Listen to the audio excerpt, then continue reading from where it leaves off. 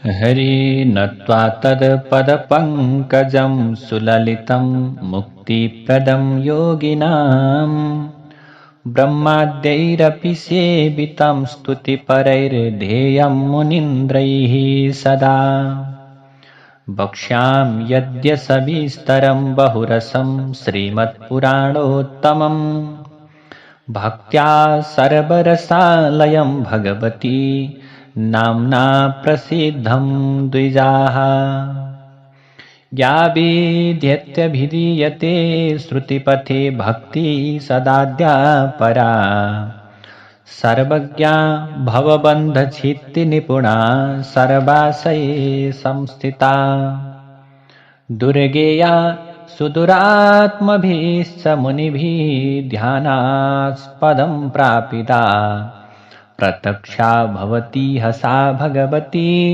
सिद्धिप्रदा स्यात् सदा। ॐ ह्रीं भुवनेश्वर्यै नमो नमः। श्रीमद्देवी भागवत महापुराण को विशेषतः 7वें स्कंध को 20वें अध्याय में विश्वामित्रले प्रभु भन्दछन्, हे प्रभु मेरो दक्षिणा दिएर मात्र जाऊ भनिर राजा हरिश्चन्द्रलाई भनिसकेपछि राजाले विश्वामित्रलाई भन्दछन्, मुनिवर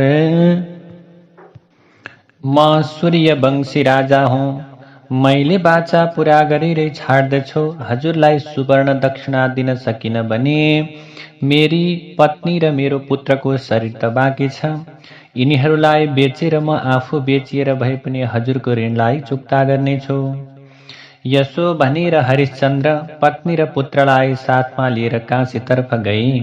राजाको हालत देखेर रानी माधवीले भन्दछिन्, स्त्रीको जीवन पुत्र प्रसव गरेपछि सफल हुन्छ। हजुरले मलाई बेचेर ब्राह्मणको दक्षिणा दिनुहोस् मेरो स्वामी। यस्तो कुरा गरिसके पछाडि राजा र रानी रुँदै रुँदै दुवैजना मूर्छित भए। शिशुर्दृष्ट्वा क्षुधाविष्टः प्राह वाक्यं सुदुःखिता, तात तात प्रदेह्यन्नं मातर्मे देहि भोजनम्। बिचरा सानो बालक रोहित त्यसै समयमा छोरा रोहितले भोकले आत्तिएर आफ्नी आमासँग आफ्ना पिताजीसँग भोजन माग्न लागे। यस्तो कठिन अवस्थामा आत्तिएका राजाले नागरिकहरूसँग भन्दछन्, मलाई केही धनको आवश्यकता छ।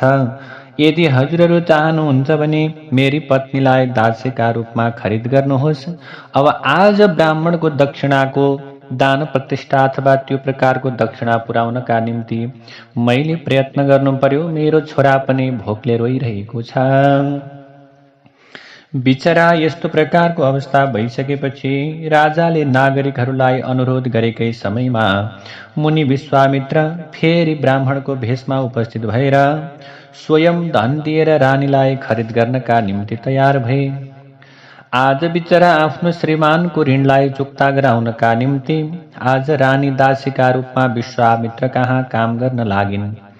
आमाको कष्ट देखेर छोरा रोहितले विश्वामित्रलाई भने, प्रभु मेरा पिताजीले दक्षिणा दिनका निम्ति धन केही सहयोग हुन सक्छ। हजुरले मलाई पनि किन्नुहोस्। बिचरा सानो बालक रोहितको त्यस्तो प्रकारको पुकारलाई सुनेर आज सम्पूर्ण जनताहरू धुरुधुरु रुन्छन्।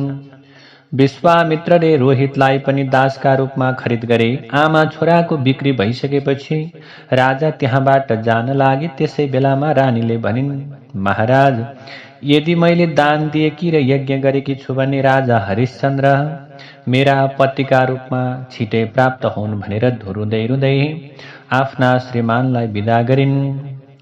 आज बिचरा के भयो त राजा हरिश्चन्द्रले आफ्नी पत्नीलाई छोडेर आफ्नो छोरालाई छोडेर काशी गमन गरेका राजासँग विश्वामित्र पुनः दक्षिणा माग्न गए। बिचरा काशीमा काम खोज्दै खोज्दै गएका हरिश्चन्द्र विश्वामित्र फेरि गएर दक्षिणा माग्न लागे।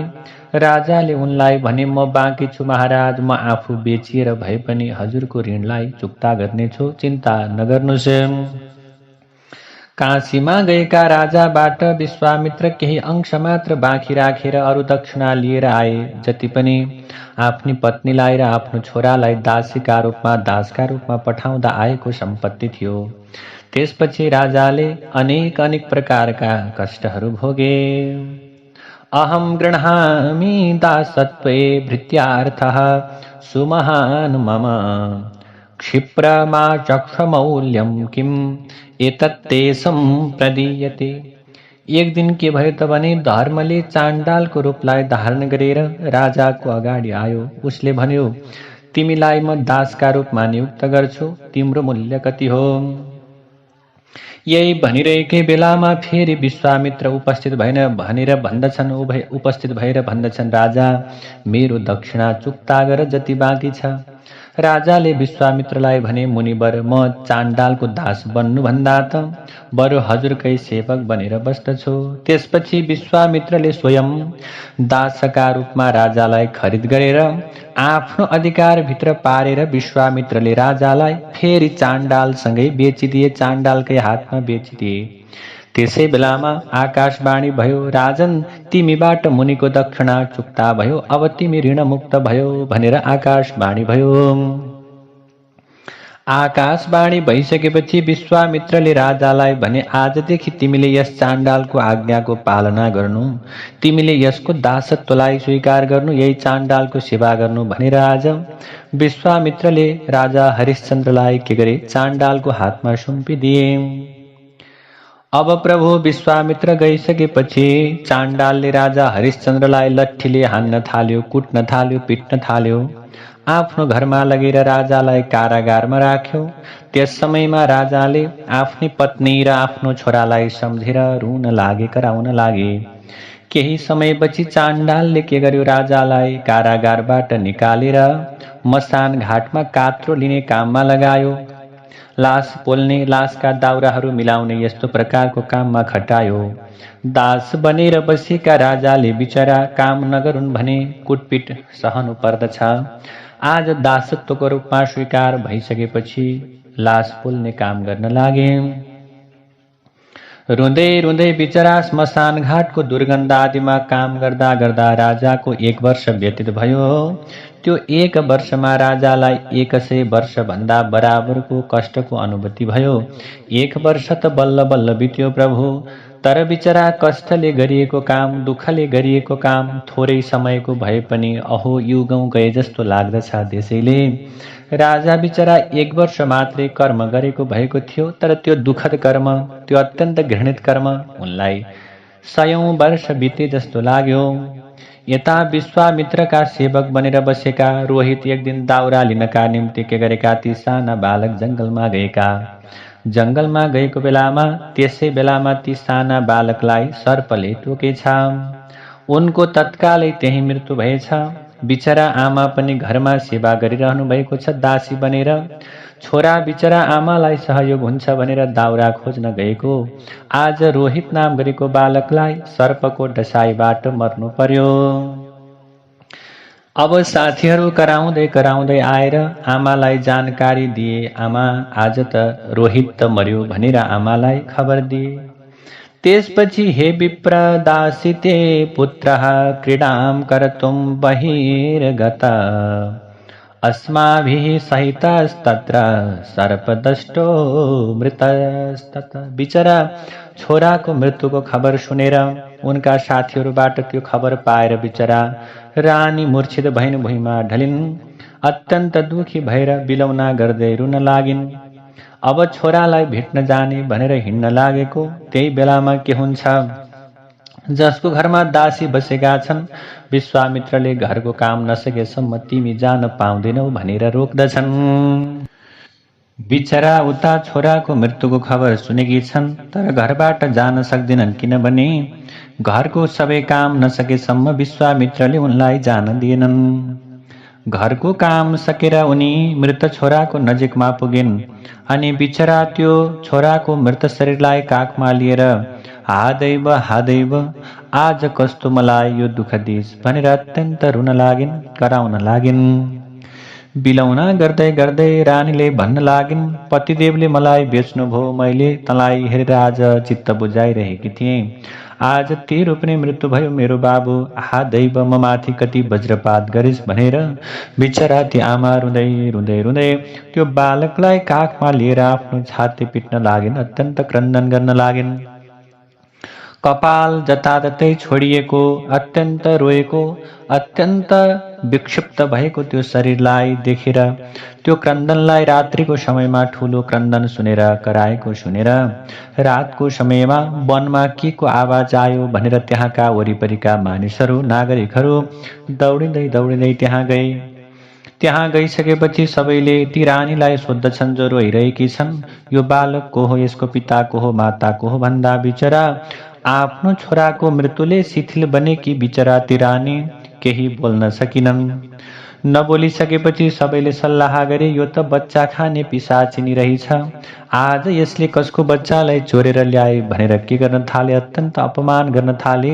यो त पिशाच हो, यसले रात्रिमा तर्साउने काम गर्दछ, कसको बच्चा चोरेर ल्याएर आज यहाँ नाटक गरिरहेकी छ भनेर बिचरा आफ्नै छोरा जो मरेको छ उसलाई काखमा लिएर रोइरहेकी आमालाई सबैले पिशाचिनी हो भनेर भन्न थाले। उसलाई समातेर के गरे, चाण्डाल कहाँ लगेर भन्दछन् यसलाई जलाइदिनु। त्यसपछि यो दुष्ट स्त्रीलाई के गर्नु, सँगै चितामा जलाइदिनु।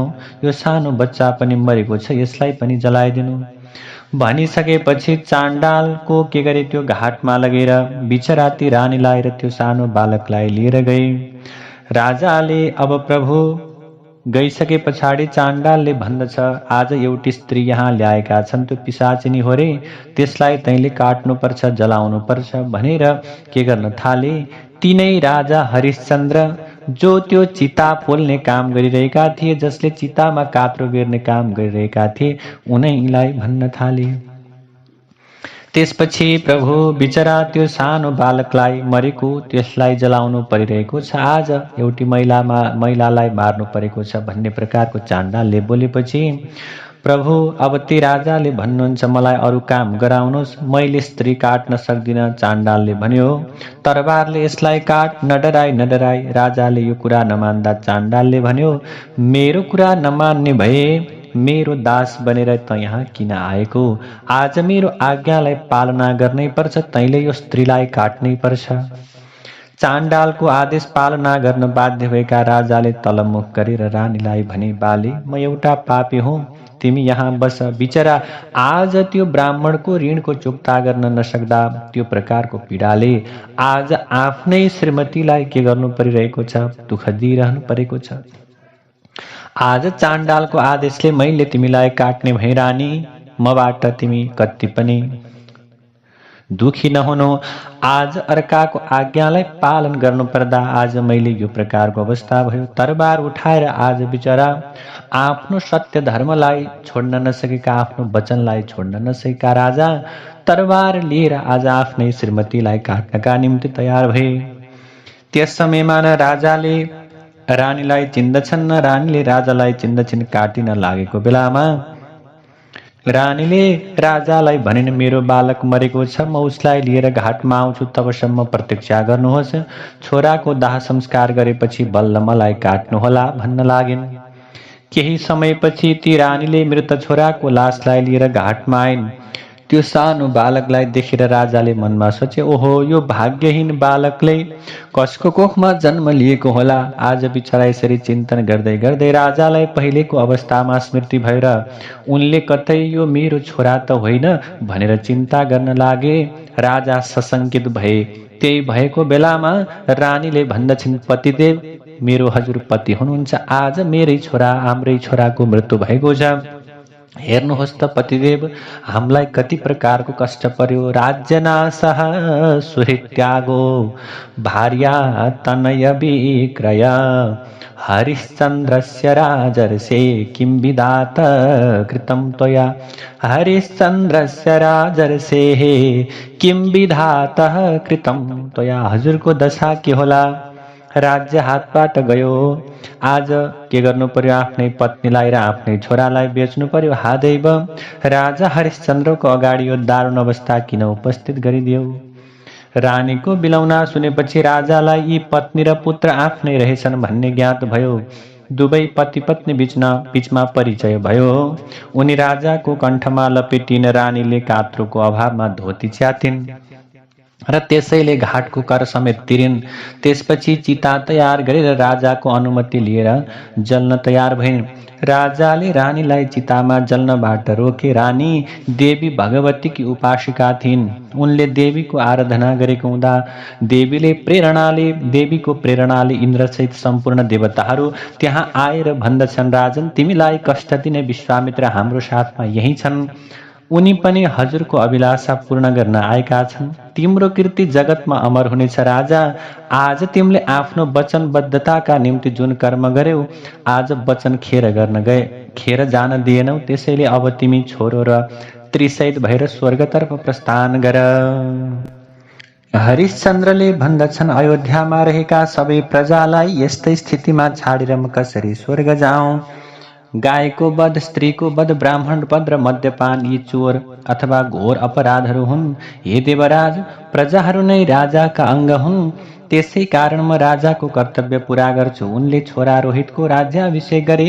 छोरालाई राज्यको उत्तराधिकारी बनाइसकेपछि आज हरिश्चन्द्रले के गरे? छोराको प्राण पनि पुनः प्राप्त गरे। छोरा पनि जीवित भए अनि पत्नीलाई लिएर स्वर्गतर्फ उनी प्रस्थान गरे। त्यसै अवसरमा त्यहाँ दैत्यहरूका आचार्य शुक्राचार्य थिए। उनी शास्त्रका ज्ञाता प्रकाण्ड विद्वान थिए। त्यसै समयमा उनले भने, ठूलो पुण्डले मात्र पाइने अथवा देवताहरूले समेत पाउन नसक्ने अत्यन्त दुर्लभ प्रकारको स्वर्गको यात्रा गर्नका निम्ति आज सत्यवादी हरिश्चन्द्र सफल भए। राजा हरिश्चन्द्रको जय जयकार भयो। यसरी दिव्य र पवित्र प्रकारको हरिश्चन्द्र राजाको चरित्रलाई श्रवण गरिसके पछाडि अब जनमेजय नाम गरेका राजनले व्यासजीलाई प्रश्न गर्नुहुन्छ, भगवान देवी दुर्गा शाकम्भरी र शताक्षी रूपमा प्रकट हुनुभएको उहाँको चरित्रका बारेमा जानकारी गराउनुहोस्। भनेपछि व्यासले भन्नुहुन्छ, दुर्गमाख्यो महादैत्यः पूर्वं परमदारुणः हिरण्याक्षान् वै जातो रुरुपुत्रो महाखल। दुर्गम नामको एकजना दैत्य थियो। हिरण्याक्षको वंशमा उसको जन्म भएको थियो। त्यस दानवका पिता रुरु थिए। देवताहरूको बल वेदमा हुन्छ भन्ने ज्ञान उसलाई थियो। उसले वेदलाई आफ्नो अधीनमा गर्न ब्रह्माको तपस्या गर्यो। उसको तपस्याबाट ब्रह्माजी सन्तुष्ट हुनुभयो। ब्रह्माले दुर्गमलाई वरदान दिएको कारण वेद दुर्गमको अधीनमा भयो। त्यसपछि उसले देवताहरूलाई डर र त्रास देखाउन लाग्यो। देवताहरू अत्यन्त आत्तिए डराउन लागे। उनीहरू पर्वतको गुफामा गएर लुके। देवताहरू पर्वतको गुफाभित्र बसेर दुर्गा भगवतीको आराधना गरे। उनीहरूले भने, हे देवी, हजुर नै दुर्गा भगवती शाकम्भरी र शताक्षी रूपबाट प्रकट हुनुहुन्छ। यस समय हामी दुर्गमको कारणले के छौँ? दुःखमा छौँ। यसरी देवता र ब्राह्मणहरूको आराधनाबाट देवी अत्यन्त प्रसन्न हुनुभयो। त्यो प्रकारको आराधनाबाट उहाँले सबैलाई दर्शन दिनुभयो। सबैले भने, हे देवी, हजुर भुवनेश्वरी र माहेश्वरी नामबाट पनि विख्यात हुनुहुन्छ। यसै समय हामी अत्यन्त कष्टमा छौँ। दुर्गम दैत्य महादारुण छ। उसले वेदलाई लुटेको छ। हे देवी, त्यो दुर्गम नाम गरेको दैत्यबाट के गर्नुहोस्? वेदहरू फिर्ता गराइदिनुहोस्। वेद फिर्ता गराउनका निम्ति देवीले दुर्गम दैत्यसँग युद्ध गर्नुभयो। देवीले उसलाई मार्नुभयो। देवता र ब्राह्मणहरूलाई वेद फिर्ता गरिदिनुभयो। दुर्गम दैत्यलाई मार्नु भएको हुँदा देवीको नाम दुर्गा भयो र उहाँको अर्को नाम शताक्षी पनि भयो। दुर्गम नाम गरेको दैत्यलाई वध गरेर, दुर्गम नाम गरेको दैत्यलाई मारेर वेदको, धर्मको र सज्जनको रक्षा गर्नुभएको हुँदा भगवतीको नाम दुर्गा रह्यो। दुर्गा भगवतीको जय जयकार भयो। एक समय भवानी जगदम्बाले दक्षको घरमा जन्म लिनुभयो। त्यसै समयमा उहाँको नाम सतीदेवी भनेर राखियो। समयअनुसार उहाँ शिवकी पत्नी बन्नुभयो। दैवको प्रभावले गर्दा दक्ष प्रजापतिको यज्ञको प्रज्वलित अग्निमा उहाँले आफ्नो शरीर नै भस्म गर्नुभयो। अब प्रभु, सतीदेवी भस्म हुनुको कारण के छ भने, एक समयको कुरा हो। जम्बू नदीको तटमा रहेका देवताहरू जगदम्बा देवी कहाँ गए। उनीहरूले देवीको माया बीज मन्त्रको जप गर्न लागे। उनीहरूको प्रार्थनाबाट तपस्याबाट देवी प्रसन्न हुनुभयो। उहाँले मुनिहरूलाई प्रसाद स्वरूप पुष्पमाला दिनुभयो। मुनिहरूले शिर झुकाएर मालालाई ग्रहण गरे। सती देवीका पिता दक्ष प्रजापतिले मुनिहरूलाई सोधे, यो दिव्य माला कसको हो? कसको हो यो दिव्य माला भनेर हजुरहरूले कहाँबाट प्राप्त गर्नुभयो भनेर सोद्धा मुनिहरूले सज्जनहरूले भन्नुभयो, यो देवी जगदम्बाको प्रसाद हो। यो सुनेर दक्षले माला मलाई दिने कृपा गर्नुहोस्। पुष्पमाला मुनिहरूले के गरे, दक्ष प्रजापतिलाई दिए। दक्षले त्यो सुन्दर माला पति पत्नी सुत्ने बिछौनामा राखे। रात्रिको समयमा त्यहाँ उनीहरू रहे। त्यही पाप कर्मका कारण भगवान शङ्करप्रति दक्षको मनमा द्वेष भाव उत्पन्न भयो। एक समय दक्षले घरमा शिव र सतीदेवी बाहेक अरू देवताहरूलाई बोलाएर ठुलो यज्ञ गरे। सतीदेवी शिवसँग जबरजस्ती बिदा लिएर निमन्त्रण बिना दक्षको यज्ञमा जानुभयो। दक्षले सतीको अगाडि भगवान शिवको निन्दा गरे। यही अपराधको कारण सतीदेवीले सती धर्म प्रदर्शित गर्ने विचारले आफ्नो शरीर योग अग्निमा के गर्नुभयो, योग अग्निमा भस्म गर्नुभयो। त्यसपछि सतीदेवी हिमालयको घरमा पार्वती भएर प्रकट हुनुभयो। सती भस्म भइसकेपछि शिवको रिसले त्रिलोकमा प्रलय भयो। शिवले वीरभद्रलाई प्रकट गराउनुभयो। वीरभद्र र भद्रकालीलाई लिएर तीनै लोकलाई नष्ट गर्नका निम्ति प्रस्तुत हुनुभयो। ब्रह्मा आदि देवताले भगवान शिवको शरण लिए। सबै देवताहरूको प्रार्थनाबाट भगवान शिवजी शान्त हुनुभयो। भगवान शिवजीको क्रोध शान्त भयो। उहाँले शिर काटिएका दक्षलाई बोकाको टाउको जोडेर जीवित गराइदिनु भयो। स्कन्धे प्यारो पयामास हासतीति वदन मोहो बभ्राम भ्रान्त चित्त सन् नाना देशेषु शङ्कर। त्यसपछि भगवान शिवजी सतीलाई काँधमा बोकेर हिँड्नुभयो। विष्णु भगवानले तत्काल धनुष उठाएर शिवको पछि पछि हिँड्दै सतीका अङ्गहरू छेदन गर्ने काम गर्नुभयो। सतीको शरीरबाट जहाँ जहाँ टुक्राहरू खसे, शरीरका अङ्गहरू खसे, त्यहाँ त्यहाँ भगवान शिवजीको दिव्य विग्रह मूर्ति प्रकट भयो। यसरी सतीको शरीर सकिएसके पछाडि जहाँ जहाँ सतीदेवीका अङ्गहरू पतन भए त्यहाँ त्यहाँ विभिन्न प्रकारका सुन्दर धामहरू तीर्थहरूको निर्माण भयो। यसरी सतीको शरीर सकिएपछि भगवान शिवजी शान्त हुनुभयो। त्यसपछि शिवले भन्नुभयो, जसले यी स्थानमा भगवती शिवाको उपासना गर्नेछन् उनीहरूका लागि जगतमा कुनै कुरा दुर्लभ भन्ने हुने छैन। सबै मनोकामना पूर्ण हुनेछ। यसरी भगवती सतीदेवीका अङ्गहरू जहाँ जहाँ खसेका छन् त्यहाँ त्यहाँ जगदम्बा देवीले निवास गर्नुहुन्छ। ती ठाउँमा जसले पूजा र जल अर्पणहरू गर्दछन् उनीहरू वैकुण्ठ पद प्राप्त गर्नका निम्ति समर्थ हुन्छन्। देवी प्रपन्नार्ति हरे प्रसीद प्रसीद मातर जगतोऽखिलस्य प्रसीद विश्वेश्वरी पाहि विश्वं त्वमीश्वरी देवी चराचरस्य।